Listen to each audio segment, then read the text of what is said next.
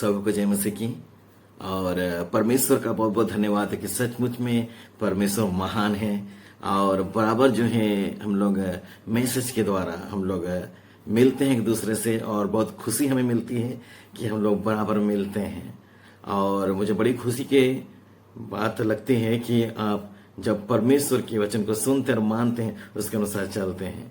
आज मैं ये बताना चाह रहा हूँ कि परमेश्वर का वचन को हमें ज्यादा से ज्यादा पढ़ना चाहिए, क्योंकि परमेश्वर के वचन में लिखा हुआ भजन संहिता 119 उसका 105 में कि उसका वचन हमारे पांव के लिए दीपक और मार्ग के लिए उजियाला है। मेरे प्रियो, मैं चाहता हूं कि ज्यादा से ज्यादा आप वचन के आधार पर चलें, ताकि जब वचन का ज्ञान आपको होगा तो आप सही तरीके से परमेश्वर के मार्ग में आगे बढ़ेंगे, आप परमेश्वर में जड़ पकड़े रहेंगे।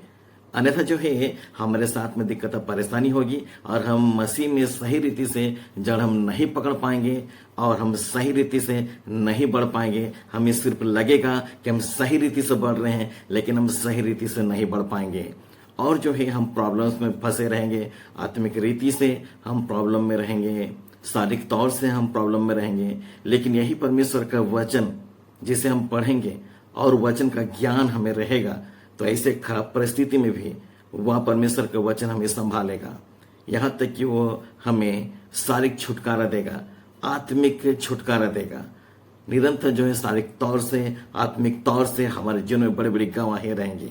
और परमेश्वर हर ऐसे बुरे वक्त में वचन के जरिए हमें संभालेगा। इसलिए वचन का ज्ञान हमें होना जरूरी है, क्योंकि जब आप खराब परिस्थिति से होकर गुजरेंगे तो आपको ये पता चलेगा कि हाँ, ये वचन जो कि परमेश्वर का वचन में लिखा हुआ है कि हाँ, मैं तुम्हारा चंगा करने लिया परमेश्वर हूं।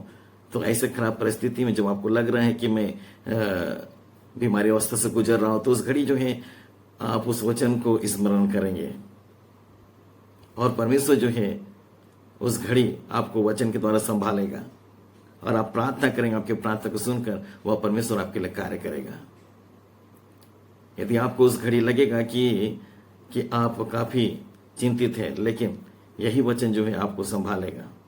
इसलिए मेरे प्रियो, निरंतर जो है आप पवित्र शास्त्र बाइबल को पढ़ें, वचन के अनुसार अपने आप को चलाएं, तो यहाँ तक कि वो शारीरिक तकलीफों से हमें छुटकारा देगा। आत्मिक तौर से यदि किसी प्रकार के ऐसे प्रॉब्लम्स हो रही है आत्मिक जीवन में आगे बढ़ने के लिए, तो यही वचन जो है सही रीति से हमें परमेश्वर के मार्ग में आगे बढ़ने में सहायता और मदद करेगा। Hallelujah, hallelujah. इसलिए परमेश्वर के वचन को ज्यादा से ज्यादा हम पढ़ें। आज कई लोग हैं जो कि परमेश्वर के वचन का ज्ञान उन्हें नहीं होने के कारण उसकी प्रजा, जो परमेश्वर की प्रजा है, वो नष्ट होते चले जा रही है। परमेश्वर नहीं चाहता कि हम नष्ट हो जाएं, हम बचाए जाएं, हम अनंत जीवन के भागीदार होने पाए, ऐसा परमेश्वर चाहता है। Hallelujah, hallelujah. तो हम बुलाए हुए में नहीं, परंतु चुने हुए में कहलाएं, ताकि परमेश्वर के उस स्वर्ग राज में जब हम जाएंगे, परमेश्वर को महिमा मिलेगी, परमेश्वर खुश होगा।